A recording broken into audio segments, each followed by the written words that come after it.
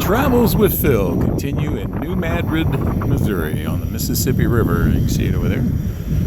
Barge with, I believe, 22, or a tugboat with 22 barges there. Seeing the town's not a big town. Definitely a levee here. And this was the site of the biggest earthquake in the lower 48 states here in the United States. 1811 through 1812. Biggest one was around 8.6, 8.8. Felt as far away as New England. This town was completely destroyed, as were several other towns in the nearby area. This is the front side of the marker here. It says it was named after Madrid, Spain, but everybody here calls it Madrid.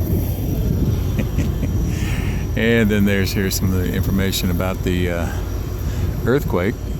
This over here is called Island Number 10, and there were Confederate battles that were fought out here, and part of it was involving the land, the island that you see there on the other side of the river itself. Now this is a big curve in the river. Mississippi is flowing from the south, so it starts over here, comes this way, and then flows back down on that way to continue going south. This is an observation. As you can see here, there's your depth marker. And they only 2011. Zoom in on that a little bit. 2011, it went up to just a little bit above 48 feet.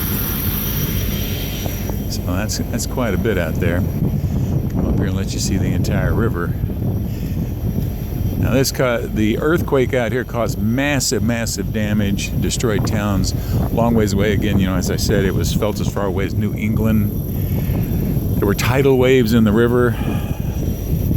Enormous holes developed. The river flew into them, dragging boats down with it. More people were killed on the water than were killed on the land. Because of the tidal waves and the motion of the water, some people said the river was flowing backwards. We're in Missouri. That way is Kentucky. That way is Tennessee.